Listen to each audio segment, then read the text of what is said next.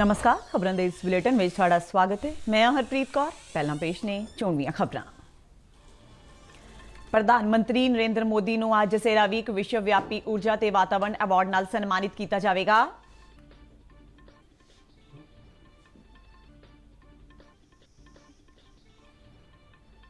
प्रधानमंत्री नरेंद्र मोदी ने उन्हां सारे मुल्कां दा धन्नवाद कीता है जिन्हां ने संयुक्त राष्ट्र विच अंतरराष्ट्रीय मिलेट अनाज वरे दे मते लई पहलकदमी ते इस नूं सह स्पॉन्सर कीता।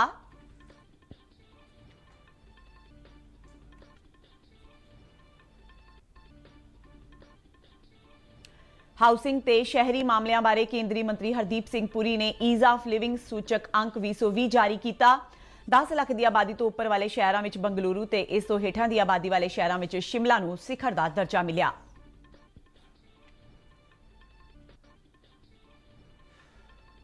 ਕਰਮਚਾਰੀ ਭਵਿੱਖ ਨਿਧੀ ਸੰਗਠਨ ਨੇ ਆਪਣੇ ਗਾਹਕਾਂ ਨੂੰ 8.5% ਸਾਲਾਨਾ ਵਿਆਜ ਦੇਣ ਦੀ ਸਿਫਾਰਿਸ਼ ਕੀਤੀ।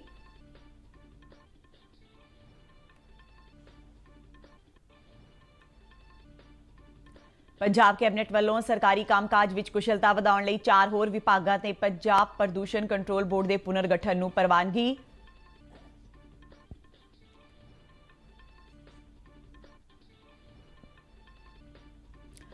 छेवें पंजाब वित्त कमिशन दीआं कई मुख सिफारिशां नूं लागू कीते जाण नूं हरी झंडी दित्ती।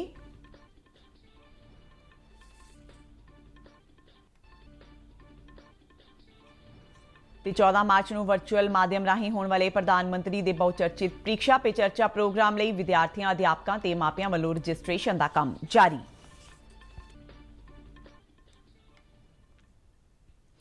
ਤੇ ਹੁਣ ਖਬਰਾਂ ਵਿਸਥਾਰ ਨਾਲ। ਪ੍ਰਧਾਨ ਮੰਤਰੀ ਨਰਿੰਦਰ ਮੋਦੀ ਨੂੰ ਅੱਜ ਸੇਰਾਵੀਕ ਗਲੋਬਲ એનર્ਜੀ ਤੇ ਵਾਤਾਵਰਣ ਲੀਡਰਸ਼ਿਪ ਅਵਾਰਡ ਨਾਲ ਸਨਮਾਨਿਤ ਕੀਤਾ ਜਾਵੇਗਾ। ਮੋਦੀ ਇਸ ਮੌਕੇ ਵੀਡੀਓ ਕਾਨਫਰੰਸਿੰਗ ਰਾਹੀਂ Cambridge energy research associate week 2021 ਵਿਖੇ ਕੁੰਜੀਵਤ ਭਾਸ਼ਣ ਵੀ ਦੇਣਗੇ। ਸੇਰਾਵੀਕ ਦੀ ਸਥਾਪਨਾ ਡਾਕਟਰ ਡੈਨੀਅਲ ਜਰਗਿਨ ਵੱਲੋਂ 1983 ਵਿੱਚ ਕੀਤੀ ਗਈ ਸੀ ਤੇ ਸੇਰਾਵੀਕ ਗਲੋਬਲ એનર્ਜੀ ਤੇ ਵਾਤਾਵਰਣ ਲੀਡਰਸ਼ਿਪ ਅਵਾਰਡ ਦਾ ਗਠਨ 2016 ਵਿੱਚ ਕੀਤਾ ਗਿਆ ਸੀ। ਇਹ ਅਵਾਰਡ ਵਿਸ਼ਵ ਪੱਧਰੀ ਊਰਜਾ ਤੇ ਵਾਤਾਵਰਣ ਦੇ ਭਵਿੱਖ ਦੀ ਅਗਵਾਈ ਦੀ ਵਚਨਬੱਧਤਾ ਨੂੰ ਮਾਨਤਾ ਦੇਣ ਲਈ ਦਿੱਤਾ ਜਾਂਦਾ ਹੈ। ਪ੍ਰਧਾਨ ਮੰਤਰੀ ਨਰਿੰਦਰ ਮੋਦੀ ਅੱਜ ਸਵੀਡਨ ਦੇ ਆਪਣੇ ਹਮੋਦਾ ਸਟੀਫਨ ਲਾਫਬੇਨ ਨਾਲ ਵਰਚੁਅਲ ਤੌਰ ਤੇ ਸਿਖਰ ਸੰਮੇਲਨ ਕਰਨਗੇ। ਸੰਮੇਲਨ ਦੌਰਾਨ ਦੋਵੇਂ ਨੇਤਾ ਦੁਵੱਲੇ ਸਬੰਧਾਂ ਤੇ ਵਿਆਪਕ ਚਰਚਾ ਕਰਨਗੇ ਤੇ ਖੇਤਰੀ ਤੇ ਵਿਸ਼ਵ ਪੱਧਰੀ ਮੁੱਦਿਆਂ ਤੇ ਵਿਚਾਰ ਵਟਾਂਦਰਾ ਕਰਨਗੇ। ਦੋਹਾਂ ਨੇਤਾਵਾਂ ਵੱਲੋਂ ਕੋਵਿਡ-19 ਮਹਾਮਾਰੀ ਤੋਂ ਬਾਅਦ ਆਪਸੀ ਸਹਿਯੋਗ ਨੂੰ ਹੋਰ ਮਜ਼ਬੂਤ ਕਰਨ ਤੇ ਵੀ ਚਰਚਾ ਕੀਤੀ ਜਾਏਗੀ। 2015 ਤੋਂ ਹੁਣ ਤੱਕ ਦੋਹਾਂ ਦੇਸ਼ਾਂ ਦੇ ਪ੍ਰਧਾਨ ਮੰਤਰੀਆਂ ਵਿਚਾਲੇ ਇਹ 5ਵੀਂ ਵਾਰਤਾ ਹੋਵੇਗੀ। ਪਿਛਲੇ ਸਾਲ ਅਪ੍ਰੈਲ ਵਿੱਚ ਦੋਹਾਂ ਪ੍ਰਧਾਨ ਮੰਤਰੀਆਂ ਨੇ ਕੋਵਿਡ-19 ਮਹਾਮਾਰੀ ਤੋਂ ਬਾਅਦ ਆਉਣ ਦੀ ਸਥਿਤੀ ਤੇ ਟੈਲੀਫੋਨ ਤੇ ਗੱਲਬਾਤ ਕੀਤੀ ਸੀ। ਪ੍ਰਧਾਨ ਮੰਤਰੀ ਨਰਿੰਦਰ ਮੋਦੀ ਨੇ ਉਹਨਾਂ ਸਾਰੇ ਮੁਲਕਾਂ ਦਾ ਧੰਨਵਾਦ ਕੀਤਾ ਹੈ ਜਿਨ੍ਹਾਂ ਨੇ ਸੰਯੁਕਤ ਰਾਸ਼ਟਰ ਵਿੱਚ ਅੰਤਰਰਾਸ਼ਟਰੀ ਮਿਲਟ ਅਨਾਜ ਵਰੇ ਦੇ ਮਤੇ ਲਈ ਪਹਿਲਕਦਮੀ ਤੇ ਇਸ ਨੂੰ ਸਹਿ ਸਪਾਂਸਰ ਕੀਤਾ। ਪ੍ਰਧਾਨ ਮੰਤਰੀ ਨਰਿੰਦਰ ਮੋਦੀ ਨੇ ਆਪਣੇ ਇੱਕ ਟਵੀਟ ਵਿੱਚ ਕਿਹਾ ਕਿ ਭਾਰਤ ਮਿਲਟ ਅਨਾਜ ਨੂੰ ਹਰਮਨ ਪਿਆਰਾ ਬਣਾਉਣ ਲਈ ਮੋਢੀ ਵਜੋਂ ਕੰਮ ਕਰਨ ਤੇ ਮਾਣ ਮਹਿਸੂਸ ਕਰਦਾ ਹੈ। ਉਹਨਾਂ ਕਿਹਾ ਕਿ ਮਿਲਟ ਅਨਾਜ ਜਿਨ੍ਹਾਂ ਵਿੱਚ ਬਾਜਰਾ ਤੇ ਜਵਾਰ ਵੀ ਆਉਂਦੇ ਨੇ, ਇਹਨਾਂ ਦੀ ਖਪਤ ਨਾਲ ਭੋਜਨ ਦੀ ਪੌਸ਼ਟਿਕਤਾ ਦੇ ਨਾਲ-ਨਾਲ ਖੁਰਾਕ ਸੁਰੱਖਿਆ ਤੇ ਕਿਸਾਨਾਂ ਦੀ ਭਲਾਈ ਵਿੱਚ ਵੀ ਮਦਦ ਮਿਲੇਗੀ। ਉਹਨਾਂ ਕਿਹਾ ਕਿ ਅੰਤਰਰਾਸ਼ਟਰੀ ਮਿਲਟ ਵਰਾ 2023 ਨਾਲ ਖੇਤੀ ਵਿਗਿਆਨੀਆਂ ਤੇ ਸਟਾਰਟਅਪ ਭਾਈਚਾਰੇ ਲਈ ਖੋਜ ਤੇ ਨਵਾਚਾਰ ਮੌਕੇ ਵੀ ਉਪਲਬਧ ਹੋਣਗੇ। ਨਰਿੰਦਰ ਮੋਦੀ ਨੇ ਕਿਹਾ ਕਿ ਉੱਗੇ ਡੈਲੀਗੇਟਾਂ ਨੂੰ ਸਵਾਦਿਸ਼ਟ ਮਿਲਟ ਮੁਰੱਕੂ ਵੀ ਪਰੋਸਿਆ ਗਿਆ। ਉਹਨਾਂ ਕਿਹਾ ਕਿ ਉਹ ਵੀ ਇਸ ਅਨਾਜ ਦੇ ਖਾਣੇ ਨੂੰ ਬਹੁਤ ਪਸੰਦ ਕਰਦੇ ਨੇ ਤੇ ਸਾਰਿਆਂ ਨੂੰ ਮੁਰੱਕੂ ਦਾ ਸਵਾਦ ਲੈਣਾ ਚਾਹੀਦਾ ਹੈ। ਭਾਰਤ ਵੱਲੋਂ ਅੰਤਰਰਾਸ਼ਟਰੀ ਮਿਲਟ ਵਰਾ 2023 ਬਾਰੇ ਸੰਯੁਕਤ ਰਾਸ਼ਟਰ ਦੇ ਮਤੇ ਨੂੰ ਸਪਾਂਸਰ ਕੀਤਾ ਗਿਆ ਸੀ ਤੇ ਸੰਯੁਕਤ ਰਾਸ਼ਟਰ ਆਮ ਸਭਾ ਵਿੱਚ ਬੀਤੇ ਦਿਨ ਇਸ ਨੂੰ ਆਮ ਸਹਿਮਤੀ ਨਾਲ ਪ੍ਰਵਾਨ ਕੀਤਾ ਗਿਆ। ਸੰਯੁਕਤ ਰਾਸ਼ਟਰ ਵਿੱਚ ਭਾਰਤ ਦੇ ਸਥਾਈ ਪ੍ਰਤੀਨਿਧੀ TS ਤਿਰੂਮੂਰਤੀ ਨੇ ਇਸ ਵਾਸਤੇ ਖਾਸ ਤੌਰ ਤੇ ਬੰਗਲਾਦੇਸ਼, ਕੀਨੀਆ, ਨੇਪਾਲ, ਨਾਈਜੀਰੀਆ, ਰੂਸ ਤੇ ਸੈਨੇਗਲ ਸਮੇਤ ਸਾਰੇ ਹੀ ਸਹਿ ਸਪਾਂਸਰ ਮੁਲਕਾਂ ਦੇ ਨਾਲ-ਨਾਲ ਭਾਰੀ ਸਮਰਥਨ ਲਈ ਸੰਯੁਕਤ ਰਾਸ਼ਟਰ ਦੇ ਸਾਰੇ ਮੈਂਬਰ ਮੁਲਕਾਂ ਦਾ ਧੰਨਵਾਦ ਕੀਤਾ। ਹਾਊਸਿੰਗ ਤੇ ਸ਼ਹਿਰੀ ਮਾਮਲਿਆਂ ਬਾਰੇ ਕੇਂਦਰੀ ਰਾਜ ਮੰਤਰੀ ਹਰਦੀਪ ਸਿੰਘ ਪੁਰੀ ਨੇ ਕੱਲ ਨਵੀਂ ਦਿੱਲੀ ਵਿੱਚ ਈਜ਼ ਆਫ ਲਿਵਿੰਗ ਸੂਚਕ ਅੰਕ 2020 ਤੇ ਮਿਊਨਿਸਪਲ ਕਾਰਗੁਜ਼ਾਰੀ ਸੂਚਕ ਅੰਕ 2020 ਜਾਰੀ ਕੀਤਾ। ਈਜ਼ ਆਫ ਲਿਵਿੰਗ ਸੂਚਕ ਅੰਕ 2020 ਅਧੀਨ 10 ਲੱਖ ਤੋਂ ਘੱਟ ਦੀ ਜਨਸੰਖਿਆ ਵਾਲੇ ਸ਼ਹਿਰਾਂ ਲਈ ਰੈਂਕਿੰਗ ਦਾ ਐਲਾਨ ਕੀਤਾ ਗਿਆ। ਪਿਛਲੇ ਵਰੇ ਇਸ ਰੈਂਕਿੰਗ ਵਿੱਚ ਦੇਸ਼ ਦੇ 111 ਸ਼ਹਿਰਾਂ ਨੇ ਹਿੱਸਾ ਲਿਆ ਸੀ। 10 ਲੱਖ ਤੋਂ ਵੱਧ ਜਨਸੰਖਿਆ ਵਾਲੇ ਸ਼ਹਿਰਾਂ ਦੀ ਸ਼੍ਰੇਣੀ ਵਿੱਚ ਬੰਗਲੁਰੂ ਸਿਖਰ ਤੇ ਰਿਹਾ ਤੇ ਇਸ ਤੋਂ ਬਾਅਦ ਪੁਣੇ, ਅਹਿਮਦਾਬਾਦ, ਚੇਨਈ, ਸੂਰਤ, ਨਵੀਂ ਮੁੰਬਈ, ਕੋਇੰਬਟੂਰ, ਵਡੋਦਰਾ, ਇੰਦੌਰ ਤੇ ਗ੍ਰੇਟਰ ਮੁੰਬਈ ਨੂੰ ਥਾਂ ਮਿਲੀ। शिमला ਨੂੰ ਈਜ਼ ਆਫ ਲਿਵਿੰਗ ਵਿੱਚ ਸਭ ਤੋਂ ਉੱਚਾ ਰੈਂਕ ਮਿਲਿਆ, ਜਿਸ ਤੋਂ ਬਾਅਦ ਭੁਵਨੇਸ਼ਵਰ, ਸਿਲਵਾਸਾ, ਕਾਕੀਨਾਡਾ, ਸਲੇਮ, ਬਲੇਰੋ, गांधीनगर, गुरुग्राम, देवनेगरे ते त्रिचनापल्ली ਨੂੰ ਥਾਂ ਮਿਲੀ। ਇਸ ਮੌਕੇ ਆਪਣੇ ਸੰਬੋਧਨ ਵਿੱਚ ਪੁਰੀ ਨੇ ਕਿਹਾ ਕਿ ਸ਼ਹਿਰ ਦੇਸ਼ ਦੇ ਵਿਕਾਸ ਦਾ ਇੰਜਣ ਨੇ ਤੇ ਤੇਜ਼ੀ ਨਾਲ ਹੋ ਰਿਹਾ ਸ਼ਹਿਰੀਕਰਨ ਦੇਸ਼ ਦੀ ਅਰਥ ਵਿਵਸਥਾ ਦੀ ਤੇਜ਼ ਰਫ਼ਤਾਰ ਨੂੰ ਵੀ ਦਰਸਾਉਂਦਾ ਹੈ। ਉਹਨਾਂ ਕਿਹਾ ਕਿ ਕੇਂਦਰ ਸਰਕਾਰ ਨੇ ਪ੍ਰਧਾਨ ਮੰਤਰੀ ਨਰਿੰਦਰ ਮੋਦੀ ਦੀ ਅਗਵਾਈ ਵਿੱਚ ਸ਼ਹਿਰਾਂ ਦੀ ਨੁਹਾਰ ਬਦਲਣ ਲਈ ਕਈ ਕਦਮ ਚੁੱਕੇ ਨੇ। ਪ੍ਰਧਾਨ ਮੰਤਰੀ ਸ਼ਹਿਰੀ ਆਵਾਸ ਯੋਜਨਾ ਤੇ ਦੀਨ ਦਿਆਲ ਅੰਤੋਦਿਆ ਰਾਸ਼ਟਰੀ ਸ਼ਹਿਰੀ ਆਜੀਵਕਾ ਯੋਜਨਾ ਅਜਿਹੇ ਮੁੱਖ ਪ੍ਰੋਗਰਾਮ ਨੇ। ਸਮਾਰਟ ਸਿਟੀ ਪ੍ਰੋਜੈਕਟਾਂ ਦਾ ਜ਼ਿਕਰ ਕਰਦਿਆਂ ਉਹਨਾਂ ਕਿਹਾ ਕਿ ਇਹ ਪ੍ਰੋਜੈਕਟ ਸ਼ਹਿਰਾਂ ਦੇ ਕਾਇਆਕਲਪ, ਗਵਰਨੈਂਸ, ਜਵਾਬਦੇਹੀ ਤੇ ਈਜ਼ ਆਫ ਲਿਵਿੰਗ ਨਾਲ ਸੰਬੰਧਿਤ ਨੇ।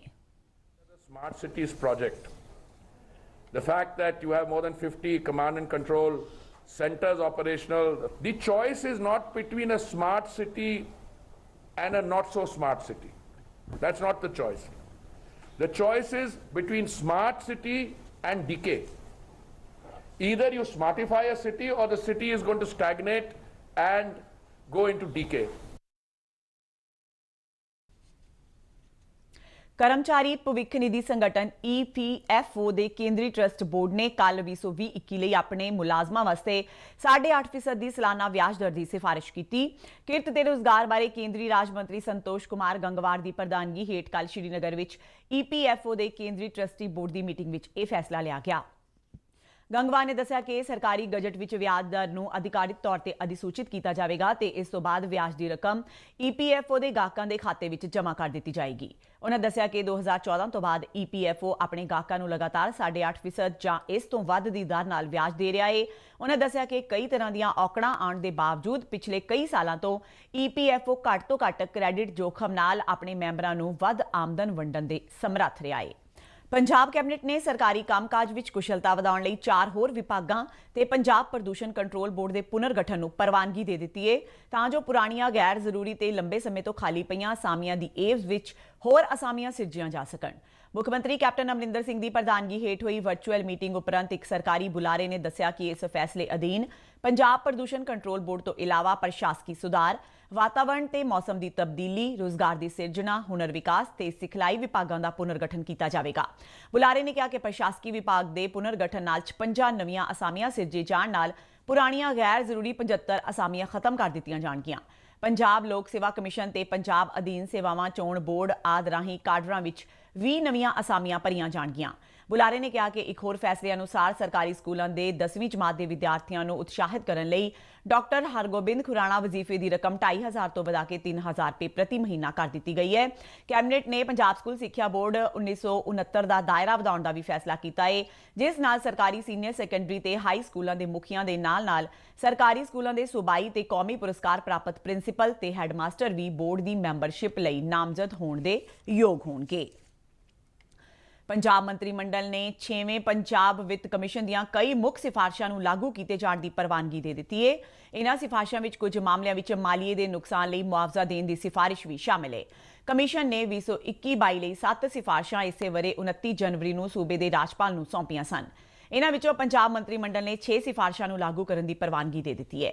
ਇਨ੍ਹਾਂ ਵਿੱਚੋਂ ਇੱਕ ਸਿਫਾਰਿਸ਼ ਸਾਲ 2021-22 ਲਈ ਸਥਾਨਕ ਸਰਕਾਰਾਂ ਨੂੰ ਰਾਜ ਦੇ ਟੈਕਸਾਂ ਦਾ 4% ਹਿੱਸਾ ਜਾਰੀ ਰੱਖਣ ਦੀ ਸਿਫਾਰਿਸ਼ ਵੀ ਸ਼ਾਮਿਲ ਹੈ, ਜਿਸ ਦੀ ਜਾਂਚ ਮੰਤਰੀ ਸਮੂਹ ਵੱਲੋਂ ਕੀਤੀ ਜਾਏਗੀ। ਮੰਤਰੀ ਸਮੂਹ ਵਿੱਚ ਵਿੱਤ ਮੰਤਰੀ, ਸਥਾਨਕ ਸਰਕਾਰਾਂ ਬਾਰੇ ਮੰਤਰੀ, ਪੇਂਡੂ ਵਿਕਾਸ ਤੇ ਪੰਚਾਇਤ ਮੰਤਰੀ ਤੇ ਜਲ ਸਪਲਾਈ ਸੈਨੀਟੇਸ਼ਨ ਮੰਤਰੀ ਸ਼ਾਮਿਲ ਨੇ।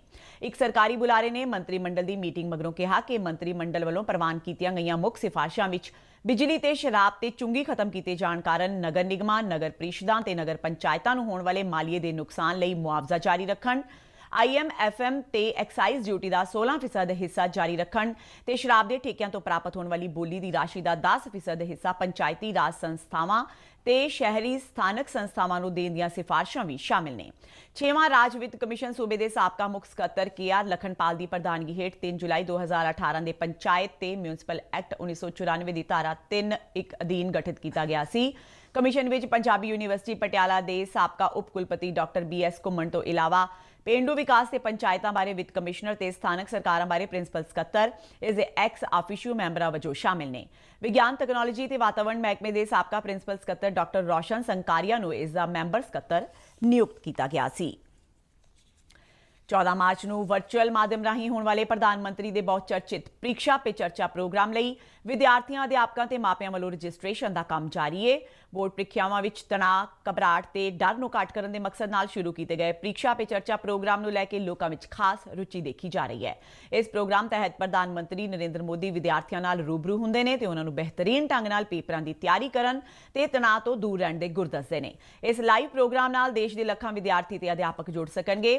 ਮੁਕਾਬਲੇ ਦੇ ਇਸ ਦੌਰ ਵਿੱਚ ਵਿਦਿਆਰਥੀਆਂ ਵਿੱਚ ਵਧੀਆ ਨੰਬਰ ਲੈਣ ਦੀ ਹੋੜ ਜਿਹੀ ਲੱਗੀ ਹੁੰਦੀ ਹੈ, ਜਿਸ ਕਰਕੇ ਕਈ ਵਾਰ ਵਿਦਿਆਰਥੀ ਗਹਿਰੇ ਤਣਾਅ ਵਿੱਚ ਆ ਜਾਂਦੇ ਨੇ।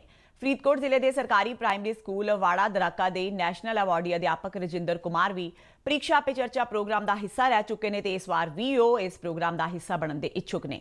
ਉਹਨਾਂ ਦਾ ਕਹਿਣਾ ਹੈ ਕਿ ਪ੍ਰੀਖਿਆ ਪੇ ਚਰਚਾ ਪ੍ਰੋਗਰਾਮ ਅਧਿਆਪਕਾਂ ਨੂੰ ਵੀ ਆਪਣੇ ਵਿਦਿਆਰਥੀਆਂ ਨੂੰ ਤਣਾਅ ਮੁਕਤ ਹੋ ਕੇ ਅੱਗੇ ਵਧਣ ਲਈ ਪ੍ਰੇਰਿਤ ਕਰਨ ਵਿੱਚ ਕਾਰਗਰ ਸਾਬਿਤ ਹੁੰਦਾ है। टीचर उसको मैक्सिमम प्रैक्टिस करवाए और जैसे कि हमारे department of school education Punjab ने बड़ी अच्छी कोशिश की है कि वो हमें वीकली और मंथली टेस्ट बच्चों के लिए प्रोवाइड करवाते हैं जिससे उनकी प्रैक्टिस हो सके। इससे बच्चों का जो एग्ज़ाम फोबिया है वो निकल जाएगा, वो रिमूव होगा और बच्चे रूटीन की तरह फाइनल एग्ज़ाम में भी अपनी परफॉर्मेंस दे पाएंगे। और आज जो आने वाले कुछ दिनों में सेंटर सरकार भी ऐसी एक कोशिश कर रही है परीक्षा पे चर्चा, तो उम्मीद है कि इससे बच्चों को फायदा होगा। इस स्कूल के विद्यार्थी जशनप्रीत कौर ते पायल भी परीक्षा पे चर्चा प्रोग्राम का हिस्सा बनने की उड़ीक विच ने। का नाम सुनते ही मुझे बहुत डर लगने लगता है। अगर जो मैंने याद किया है अगर वो नहीं आया तो मेरे मार्क्स भी कम हो जाएंगे, मैं पहली पोजीशन में भी नहीं आ पाऊँगी, घर वालों से भी डांट पड़ेगी और टीचर भी डांटेंगे और जो मेरे साथी हैं उनसे भी मैं पीछे रह जाऊँगी। हमारे टीचर ने हमें बताया था कि अगर हम लेसन फुल पढ़कर और उसको अच्छे से समझकर हम टेस्ट देंगे तो हमारे जहाँ कहीं से भी क्वेश्चन आंसर्स आ जाएं, कुछ भी आ जाए, हम उसका अच्छे से जवाब दे सकते हैं। जो प्रधानमंत्री ने योजना चलाई है परीक्षा पर चर्चा, उसने अध्यापकों को भी इसमें रजिस्ट्रेशन किया है और बच्चों ने भी रजिस्ट्रेशन किया है। प्रधानमंत्री का प्रोग्राम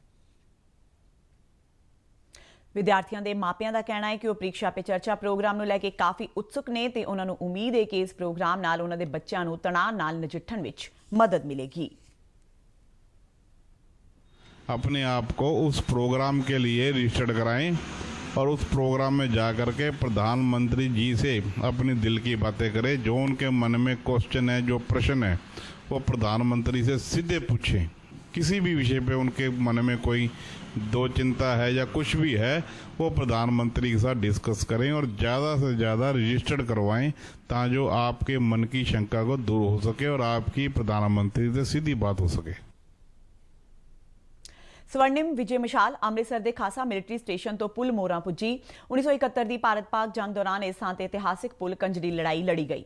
स्वर्णिम विजय मशाल नूं पुल मोरा स्थित जंगी यादगार ते डोगरई ब्रिगेड के कमांडर ने प्राप्त किया।